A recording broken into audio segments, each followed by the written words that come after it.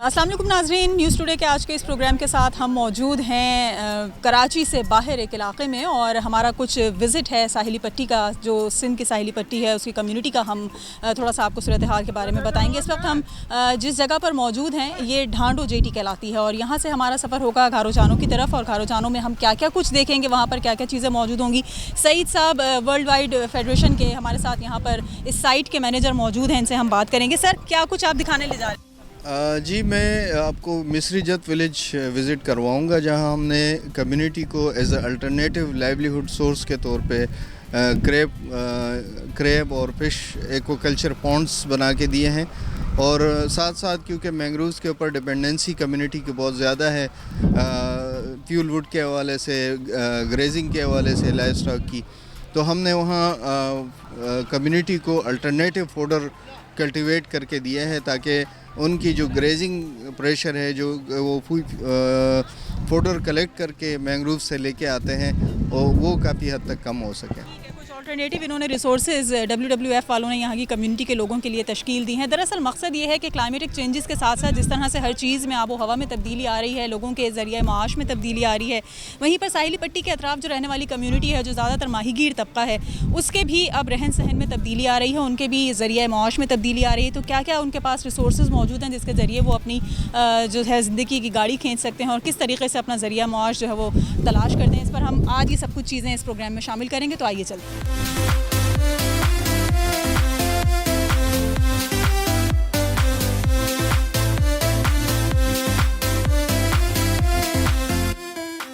जी बिल्कुल, देखिए अब हम जा रहे हैं, जेटी से सवार हुए थे हम, और एक विलेज में जा रहे हैं जो यहाँ का गांव है घारोचानो का। और वहाँ पर चूँकि अब समंदर का पानी भी ज़मीन के पास आगे बढ़ रहा है, ज़मीन को खा रहा है, तो जो ज़रई ज़मीन है वो भी ख़राब हो रही है, और जो साहिली पट्टी के लोगों का एक रोज़गार है, ज़रिया मुआश है खेती बाड़ी, उसको खासा हद तक असरअंदाज कर रहा है दरिया का ये पानी।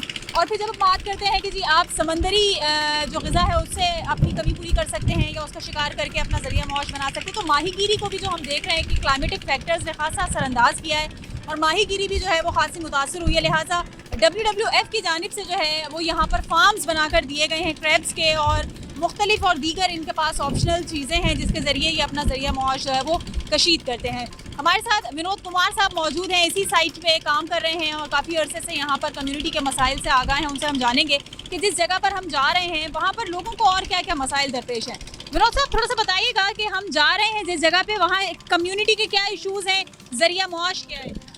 जी अस्सलाम वालेकुम जी। अभी जो हम हैं घारोचान की एरिया में है, और जहाँ जिस कम्युनिटी हम जा रहे हैं ये सारी फ़िशर कम्युनिटी है। मुख्तलिफ़ ट्राइब्स हैं, जत हैं, कातियार हैं, दबलो हैं, काफ़ी कम्युनिटी यहाँ पे रहती है। यहाँ का जो अभी मेजर इशू है कम्युनिटी का वो ये है कि यहाँ पे गुज़िश्ता 5 साल से फ़िशिंग जो है वो बहुत कम हो चुकी है, जिसके कई वजूहात हैं।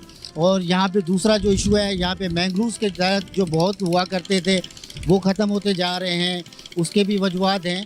तो इस जो फ़िशिंग का जो कम होने का जो मेन वजह है वो एक तो ओवर फिशिंग, जो गुज़िश्ता सालों से ओवर फिशिंग हुई है फ़िशिंग पे, और उसके अलावा जो इलीगल नेट्स यूज़ होते हैं, ये दो अहम वजूहात है जिस पे अब जो माहिर है वो परेशान है।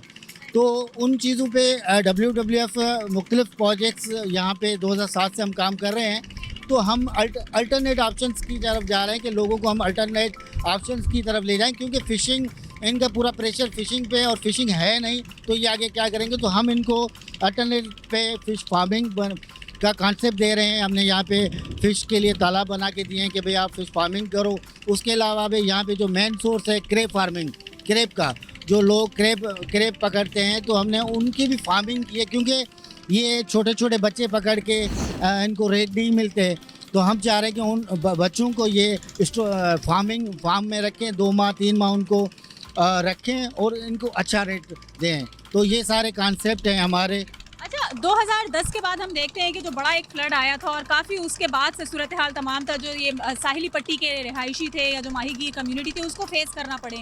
तो 2010 के बाद से ये तमाम तर डेवलपमेंट का काम या इनको मुतबादिल जो फार्मिंग का काम शुरू हुआ, ये सब चीज़ उसके बाद देखिए जो फ्लड आते हैं ना, फ्लड यहाँ की जो हमारी कोस्टल कम्युनिटी उनके लिए तो ये फ़ायदेमंद है, क्योंकि आपको पता है कि कई सालों से डाउन स्ट्रीम में पानी नहीं आ रहा, जिसकी वजह से एक बड़ा रीज़न ये भी है कि फ़िशिंग जो कम कम हुई है, जो पल्ला मच्छी थी हमारी वो ख़त्म हो गई है, उसका नस्ल ख़त्म हो गया है, क्योंकि अभी मीठा पानी जा नहीं रहा समंदर से, तो समंदर से वो पल्ला मच्छी गायब भी हो गई है, उसकी नस्ल नहीं बढ़ रही।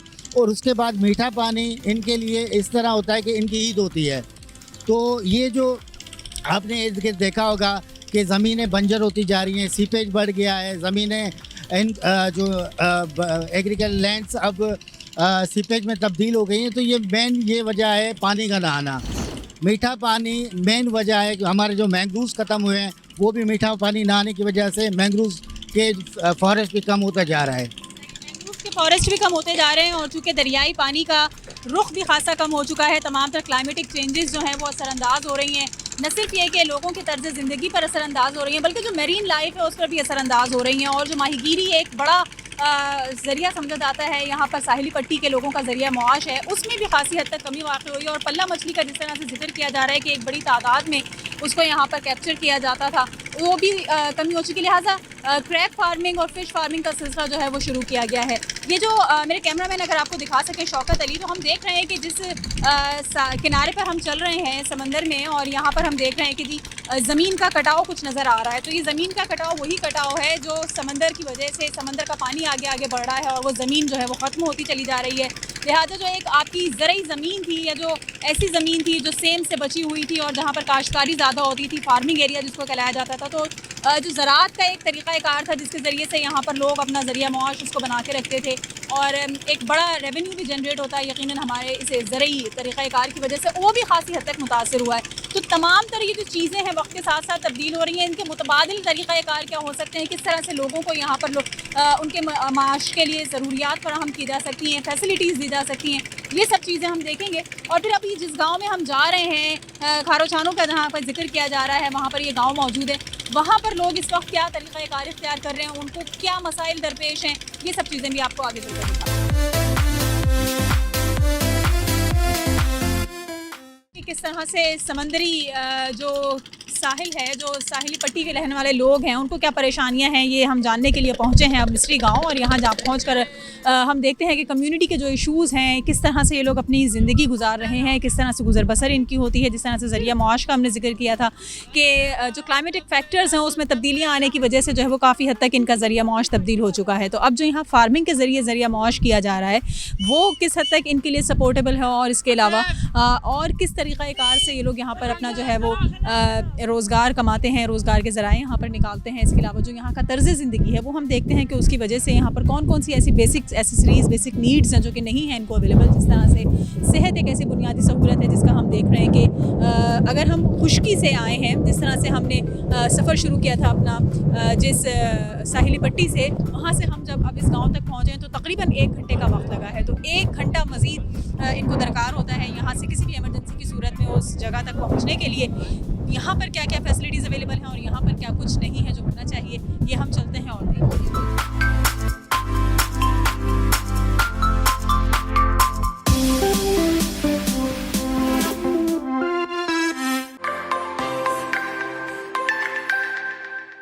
जी बिल्कुल, इस वक्त हम मिस्री जद गाँव पहुँचे हैं और यहाँ पर जिस तरह से हमें यहाँ से कबल ब्रीफ किया गया था कि किस तरह से WWF की जानिब से जो है वो यहाँ पर पॉन्ड्स बना कर दिए गए हैं, क्रैब फैटिंग पॉन्ड्स हैं, फ़िश के हवाले से पॉन्ड्स हैं। तो ये जो पॉन्डिंग यहाँ पर की गई है इसका क्या मकसद है और कितने अरसे से ये पॉन्ड्स यहाँ पर कायम हैं और इसके क्या नताइज मिल सके हैं अब तक, इस पर हम बात करेंगे। एरिया मैनेजर हमारे साथ सईद साहब मौजूद हैं WWF की जानिब से। सईद साहब बताइएगा, हम देख रहे हैं कि ये जो क्रैब फैटिंग पॉन्ड्स हैं ये कितना टाइम हो गया है यहाँ पर कायम किए हुए और क्या उसका बेनिफिट अब तक मिल सकता है? जी, ये हमने इसका सिलसिला 2019 से तकरीबन शुरू किया था और तकरीबन अभी तक हम 35 इस तरह के पॉन्ड्स बना चुके हैं। इसका बेनिफिट बहुत ज़्यादा है, मतलब ये है कि ये एक अल्टरनेटिव लाइवलीहुड भी है। फ़िशरीज़ के ऊपर जो डिपेंडेंसी बढ़ती जा रही है तो उसके ऊपर डिपेंडेंसी को कम करने के लिए भी एक इक़दाम है, क्योंकि फ़िशरीज़ के ऊपर कम्युनिटी की दारोमदार बहुत ज़्यादा है। 95% से ज़्यादा कम्युनिटी जो है ना वो फ़िशिंग से वाबस्ता है। और क्योंकि क्रैब्स की जो है वो डिमांड होती है, इंटरनेशनल डिमांड ज़्यादा होती है, ज़्यादातर बाहर चला जाता है, तो ये कुछ अरसे के लिए क्रेब कुछ महीनों के लिए रखते हैं। छोटे क्रेब सस्ते दामों ख़रीदते हैं, वो उसमें रखते हैं और फिर उससे 2-3 गुना ज़्यादा कीमत वसूल करते हैं। ख़ास तौर पे जब सर्दी का मौसम होता है तो इसकी प्राइस बहुत ज़्यादा होती है। डिमांड भी इसकी बढ़ जाती है। अच्छा, हम इस गांव में जहां मौजूद हैं, कितनी आबादी है, जितनी लोकेलिटी है उस हिसाब से यहाँ पर जो पॉन्डिंग की गई है या जितने ये पॉन्ड्स यहाँ पर बनाए गए हैं वो काफ़ी है, मज़ीद की ज़रूरत है या क्या सूरत है? जी, काफ़ी तो नहीं है क्योंकि हम एक नेशनल ऑर्गेनाइजेशन है और हमारे अपने रिसोर्सेज होते हैं जो कि बहुत लिमिटेड होते हैं। हम असल में मॉडल्स बनाते हैं, ना कि मतलब हम पूरे एरिया को कवर करते हैं, क्योंकि इतने रिसोर्सेज हमारे पास नहीं होते। लेकिन ये असल में गवर्नमेंट के लिए या रिलेवेंट ऑर्गेनाइजेशंस के लिए, इदारों के लिए एक तरह से मॉडल होते हैं जिसको वो रिप्लिकेट कर सकते हैं। इवन कम्युनिटी ख़ुद भी इसको रिप्लिकेट कर सकती है। हाल दो कि ये कम्युनिटी के हिसाब से बहुत कम है, कम्युनिटी की जितनी आप पॉपुलेशन देख रहे हैं, लेकिन फिर भी हमारी ये कोशिश होती है कि कितने लोग जो हैं वो रिहाइश तकरीबन यहाँ कोई 90 तक के घर हैं 3 विलेजेस में। हम 17 विलेजेस के साथ काम कर रहे हैं, जिसमें ये एक क्लस्टर है 3 विलेजेस का। इसी तरह हमने क्लस्टर्स बनाए हुए हैं और हर एक में एक CBO और उसको रजिस्टर भी किया हुआ है।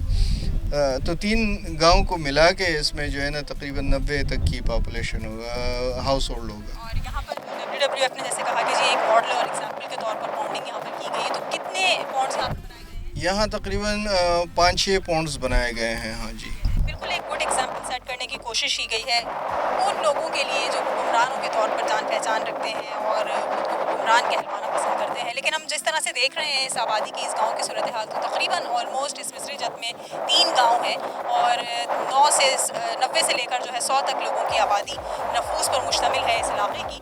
जो पॉन्ड्स हैं यहाँ पर एक एग्जाम्पल सेट की गई है कि जी यहाँ पर इस तरह से पॉन्डिंग की जा सकती है और हुकूमत चाहे तो इस एग्जाम्पल को फॉलो करते हुए यहाँ के लोगों के लिए, बिलखुसूस माहीगीरों के लिए, क्योंकि दरिया जो है वो ख़त्म हो रहे हैं, यहाँ के लोगों का ये कहना है, तो माहीगीरी को भी जो है वो खासा श्रिंकेज मिल रहा है, वो भी खासी हद तक कम हो गई है। कोई और ज़रिया माश इनका नहीं है, जद्दी पुश्ती यही इनका काम है और 50-60 साल से ये लोग इस इलाके में, इस आइलैंड में या जजीरे में या जिसको गाँव कहा जा रहा है, ये रिहाइश पसीर है। तो ये जो पॉन्डिंग्स हैं यहाँ पर, ये एग्जाम्पल के तौर पर कायम की गई है WWF की जानिब से। इस पॉन्डिंग के इसको देखते हुए जो है मज़ीद इस तरह के पॉन्ड्स कायम किए जा सकते हैं। और ये जो समंदर का पानी, थोड़ा सा मेरे शौकत कैमरामैन अगर आपको दिखा सकें, तो ये आप देख रहे हैं कि मेरे ये लेफ्ट हैंड पे ये समंदर है पूरा, जिसको हम पार कर आए हैं और उसको वहाँ से चैनल्स बनाए गए हैं डिफरेंट, और इन चैनल्स के थ्रू जो है इन पॉन्ड्स में पानी आ रहा है और ये इसी तरह से पानी का दर्जा हरारत मेंटेन करने के लिए जो है वो एक तरीक़ाकार बनाया गया है।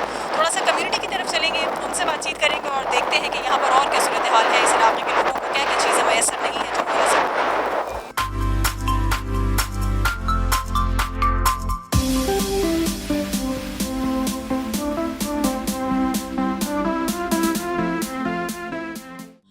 मिस्री जत गोट में हम मौजूद हैं, कुछ कम्युनिटी से हम बात करते हैं और जानते हैं कि यहाँ पे किस तरह से तर्ज ज़िंदगी है इनका, किस तरह से रहन सहन है, किस तरह से ये ज़रिया मुआश अपना पूरा करते हैं। क्योंकि जिस तरह ये बताया जा रहा है कि समंदर आहिस्ता आहिस्ता जो है वो ख़त्म होता जा रहा है, माहीगीरी भी ख़त्म होती जा रही है, तो जिस तरह हमने देखा कि ऑल्टरनेटिव इनके पास एक सोर्स है पॉन्डिंग की सूरत में, एग्जाम्पल के तौर पर WWF ने बनाकर दी है, उसको मज़ीद आगे बढ़ाने के लिए क्या इनका, पहले थोड़ा सा मसाइल जान लेते हैं। ये बताइए कितने अरसे से आप रह रहे हैं यहाँ? हम तो ज़िंदगी से, हम पैदा भी इधर हुए हैं, हमारा जो बड़े थे वो भी इधर के रहने वाले थे। कितनी उम्र हो गई आपकी? हमारी उम्र 50 साल। तो आप तकरीबन 50-60 साल से इधर ही रह रहे हैं। अच्छा, 50-60 साल से सूरत हाल ऐसी ही है या इससे पहले मछलियाँ पकड़ ली जाती थी, बहुत माहीगीर जो है वो आसानी से शिकार कर लेते थे, समंदर का भी कोई मसला नहीं था और सारा साल आप कभी भी मछली पकड़ सकते थे? हाँ, उस टाइम पे मछली भी बहुत होती, कोई मछली माहीगीरी का मछली पकड़ने का कोई कमी नहीं थी, मछली बहुत थी उस टाइम पे, गुजारा बहुत खुशहाली थी। अभी बिल्कुल नहीं है, समझो कि जीरो के बराबर रह गया, मछली नहीं है, गुजारा। हाँ, पानी समंदर का तो है, लेकिन वो मीठा पानी नहीं आता, सिंधु का पानी नहीं आता, वो उसमें उस वजह से मछली ख़त्म हो गई। पल्ला मछली समझो उसके तो वो तो नायाब हो गया, अभी तो कम मिल रहा है, बिल्कुल मिलती ही नहीं है, अभी मिलती नहीं है। केकड़ा सब सारी मच्छी जो समंदर की है वो ख़त्म हो गई है, बिल्कुल सही है। पूरी मैरीन लाइफ जो है वो कम होती है, 90% ख़त्म हुई है, बाकी 10% बची है, उस पर गुजारा चल रहा है। और ये जो आपकी यहाँ पर तकरीबन 17 गांव बताए जा रहे हैं कि 17 के करीब गांव हैं और इस मिस्री जत गांव में 3 लोग, 3 ख़ानदान, 3 गांव आबाद हैं, उसकी ही 90 और 100 लोगों की आबादी है, तो कैसे गुजारा होता है? पूरा हो जाता है? गुजारा नहीं होता, लेकिन क्या करे आदमी, गरीब आदमी है तो क्या करेंगे, गुजारा तो करना पड़ेगा, बस दुख सुख में ज़िंदगी है तो बसर करनी पड़ेगी। दूसरा जरिया माश नहीं है, बस एक मछली पकड़ना ही। खाली मछली पकड़ना और माल मवेशी है वो कुछ पालते हैं, बस वो जब उसकी ज़रूरत पड़ती है, कुछ बैंक बैलेंस की है समझो, कोई की ज़रूरत पड़ी कि एक भैंस बेच दिया, उसमें से गुजारा चला, बाकी तो नहीं है। इन्वेस्टमेंट आपकी माल मवेशी की सूरत में है कि भैंसें आपने पाली हुई हैं। दूसरा मुझे बताएं कि इतनी आबादी है यहाँ पर, क्या तालीमी सिलसिला है, कोई स्कूल है, कोई अस्पताल है, किस तरह से यहाँ? नहीं, कोई भी स्कूल नहीं है इधर, कोई भी सहूलत नहीं है, नहीं स्कूल है, न पानी है, न रोड है, नहीं कोई हॉस्पिटल है, हेल्थ का भी कोई सिस्टम नहीं है इधर, कोई इंतज़ाम है नहीं इधर। लोग बीमार होते होंगे, बच्चे यहाँ पे मैं देख रही हूँ कि काफ़ी ज़्यादा हैं, ख़वातीन हैं, बीमारियाँ उनको होती होंगी या कभी हॉस्पिटल जाना पड़ता होगा किसी हालत में, तो किस तरह से फिर यहाँ पर इलाज हो? जिसके पास जो पैसा होगा वो अब गाड़ी इधर से लेके उधर जाएंगे, गाड़ों तक पहुँचेंगे, कोई चोर जमाली तक पहुँचेंगे, वरना तो नहीं पहुँच सकेंगे। बस कोई गरीब आदमी उसका बच्चा। 1 घंटे का तो आपका समंदर का ही सफ़र है खाली? हाँ, 1 घंटे का यही है, समझो वो हम गया तो 2.5 घंटे का वही रास्ता, चोर पहुँचने में हमें 2.5-3 घंटा लग जाता है आराम से। 2.5-3 घंटा अस्पताल पहुँचने में लगता है। किसी को फौरी अगर डॉक्टर की ज़रूरत हो तो फिर यहाँ पर कोई ऐसी डिस्पेंसरी, कोई तिब्बी मरकज़ मौजूद है? इधर तो नहीं है, हमारे ये 17 गाँव में किसी गाँव में भी नहीं। पहले था, अब नहीं है? पहले एक डिस्पेंसरी थी, उधर एक डिस्पेंसर रहता था, वो भी अभी नहीं है, खत्म हो गया? वो भी अभी नहीं है। आपके इलाके में भी कोई ऐसा नहीं है जिसको थोड़ा बहुत इलाज मुआवजा आता हो या कोई दवा दे सके किसी बीमार को? कोई ऐसा बंदा किसी एक गांव में है? ऐसा नहीं है, हमारे गांव में कोई ऐसा एक लड़का है नहीं है। क्या कहना चाहेंगे आप कि ना यहाँ पर स्कूल है, ना यहाँ पर अस्पताल है, ना तालीमी सिलसिला है, ना ही कोई इलाज मुआवजे का तरीक़ाकार है, ज़रिया मौश भी ख़त्म होता जा रहा है समंदर ख़त्म होने के साथ साथ, तो क्या दरख्वास्त करना चाहेंगे हुकूमत से या कुछ लोगों से जो यहाँ के तमाम तर ज़िम्मेदार हैं? तो इधर कुछ सपोर्ट करें ना, हमें कोई ऐसी है जो मछली के क्रेज पांस बना के दे या मछली का फार्म लगा के दे, उसमें थोड़ा सपोर्ट हो जाए। मछली का भी वो तो समंदर वाली ख़त्म होती जा रही है, उसमें ऐसा कोई तरीका करे जिसमें आदमी का गुजारा चल सके, वो ज़िंदगी अपनी गुजर बसर कर सके आदमी, उसके लिए कुछ ऐसा तरीक़ा होना चाहिए कि गुज़र बसर आसानी से हो सके। तकरीबन 17 के करीब गांव हैं ये और इससे मुंसलिक और दीगर जज़ीरों के ऊपर। थोड़ी सी मैं सूरत हाल आपको दिखाती चलूँ तो जो इनका तर्ज़ रिहाइश है वो इस तरह का है कि छप्पर डालकर और बांसों से और लकड़ियों से जो है वो घर बनाया जाता है, जबकि जिस तरह से हम देखते हैं कि जो जज़ीरों के ऊपर तर्ज़ रिहाइश होता है वो कोई बहुत उनकी सूरत हाल अच्छी नहीं होती, कोई ऐसे पक्के मजबूत घर नहीं बने हुए थे, क्योंकि जब कभी समंदरी तूफ़ान आते हैं, जब कभी सैलाब आता है, जब कभी पानी बहुत ज़्यादा आता है, तो ये तमाम के तमाम जो इनके घर बने हुए हैं आर्जी तौर पर ये भी तबाह बर्बाद हो जाते हैं। नए सिरे से इनको अपना जो है वो रिहाइश का इंतज़ाम करना होता है, सब अपने घर तैयार करने होते हैं। तो यहाँ पर हम देख रहे हैं कि पहले ही काफ़ी ज़्यादा गुर्बत है, ज़रिया माश ना होने की वजह से लोगों को परेशानी है। दूसरे ये बच्चे मैं आपको दिखाऊँ यहाँ पर कि ये जो बच्चे यहाँ पर फिर रहे हैं इनके मुस्तक़बिल भी कोई ऐसे ताबनाक मुस्तक़बिल नहीं है। वजह उसकी ये है कि यहाँ पर कोई तालीमी इदारा नहीं है, कोई स्कूल नहीं है, कोई ऐसा तरीक़ाकार नहीं है, मदरसा नहीं है कि जहाँ पर ये बच्चे जो है वो अपनी तालीमी सरगर्मियाँ शुरू कर सकें। आगे बढ़ने के लिए जो तालीम हासिल करना ज़रूरी है तो वो तालीम हासिल कर सके। सबसे एक बेसिक नीड जो यहाँ पर महसूस की जा रही है वो सेहत के हवाले से है कि जी इलाज मुआवजे का कोई मरकज़ ऐसा नहीं है, कोई ऐसी डिस्पेंसरी नहीं है, कोई फ़ौरी तिब्बी इमदाद का तरीक़ाकार यहाँ पर नहीं नज़र आता कि लोग अगर किसी हादसे से दो चार हो जाएँ या अगर किसी को फ़ौरी तौर पर डॉक्टर की ज़रूरत हो। ख़वातीन का जिस तरह से हमने जिक्र किया तो अक्सर व बेशतर हम ये देखते हैं कि दौरान ज़चगी जो है वो उनकी अमवात हो जाती हैं, और उसका एक बड़ा रीज़न यही है कि यहाँ पर लेडी डॉक्टर होना तो बहुत दूर की बात, कोई अस्पताल भी नहीं है, कोई डिस्पेंसरी भी नहीं है, किसी किस्म के मेडिसिन यहाँ पर अवेलेबल नहीं है। 1 से 1.5 घंटे का समंदर उनको क्रॉस करके और फिर उसके बाद जाना पड़ता है गारो सिटी, और फिर वहाँ पहुँचकर उनको 2.5 घंटे का मज़ीद सफ़र करना होता है, जिसके बाद किसी किस्म की उनको इलाज मुआवजे की या डॉक्टर्स की फैसिलिटी मिल सकती है।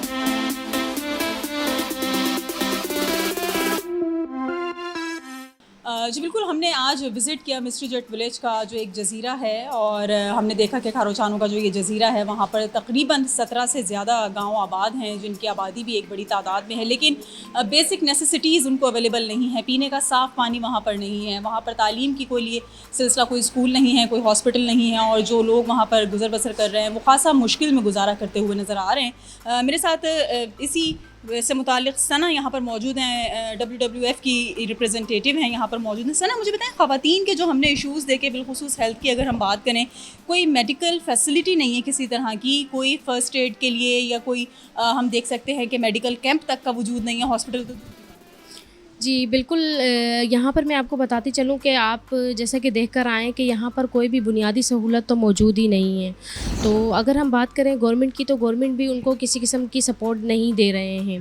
और रही बात क्या कहते हैं वहाँ पर हेल्थ फैसिलिटी की, तो हेल्थ फैसिलिटी तो होना बहुत ज़रूरी है, क्योंकि आपको पता है फ़ीमेल्स के बहुत सारे ऐसे इश्यूज़ होते हैं, गायनी इश्यूज़ होते हैं, और फिर डिलीवरी के प्रॉब्लम्स, और फिर वहाँ पे रोड रास्तों का ना होना, और फिर ड्यूरिंग रेन सीज़न वहाँ पर बहुत ज़्यादा जो है पानी खड़ा हो जाता है, डिस्टेंस भी। जी बिल्कुल, जी बिल्कुल। अगर वो बाय बोट भी आते हैं तो भी उनको बहुत ज़्यादा टाइम लगता है, और बाय रोड अगर वो जाते हैं सिजावल साइड तो वहाँ पे भी उनको बहुत ज़्यादा टाइम लगता है। बिल्कुल, ये एक ऐसा अहम मसला है कि अगर कोई किसी को फ़ौरी तौर पर तिब्बी इमदाद चाहिए हो, कोई किसी खातून को किसी फ़ौरी तौर पर हॉस्पिटल जाना हो, कोई मेडिकल फैसिलिटी अवेल करनी हो, तो उसको कम से कम भी 2 से 3 घंटे का वक्त दरकार होगा, क्योंकि उस जजीरे से लेकर इस छोटे सा जो ये ज़िला एक मौजूद है, जो एक शहर मौजूद है, वहाँ तक पहुँचने के लिए, मेडिकल फैसिलिटीज़ हासिल करने के लिए, तो यही नहीं और बहुत सी ऐसी तमाम तर चीज़ें हैं जो हमने देखा वहाँ पर मौजूद नहीं हैं और जिसके लिए कोशिश की जा रही है। लेकिन जो सबसे बड़ा मसला है वो हेल्थ का मसला है, तो इसको थोड़ा फोकस करना चाहिए। और ख़वातीन की हेल्थ के हवाले से अगर बात की जाए तो वहाँ पर कोई मेडिकल कैंप कायम करना चाहिए, कोई डिस्पेंसरी कायम करनी चाहिए, ताकि जो वहाँ मौजूद ख़वातीन हैं, जो 17 गाँव के मुश्तमिल नफूस हैं, उनको जो है किसी एमरजेंसी की सूरत में जो है उनकी जान बचाई जा सके। तो हमने ये देखा कि जो आज जिस तरह से लोग ज़िंदगी बसर कर रहे हैं उस जजीरे में, वो लगता नहीं है कि वो किसी ऐसे सूबे का हिस्सा हैं कि जहाँ पर बात की जाती है रोटी कपड़ा और मकान की, और जहाँ पर बात की जाती है कि बहुत बड़ी तब्दीली आ चुकी है और पाकिस्तान पीपल्स पार्टी ये कहती है कि वो कुछ उन्होंने अपने सूबे के लोगों को दिया है जो शायद इस मुल्क के और दीगर सूबे के लोगों को अवेलेबल नहीं है। तो बातें सिर्फ बातों की हद तक ही हैं, जब आप जाकर रियलिटीज़ देखते हैं तो कुछ और नज़र आता है। कोशिश ये करनी चाहिए कि इंसान को इंसान समझें और उसकी बेसिक नेसेसिटीज़ ज़रूर पूरी हों। आज के इस प्रोग्राम के लिए इतना ही, टीम के साथ इजाज़त दीजिए।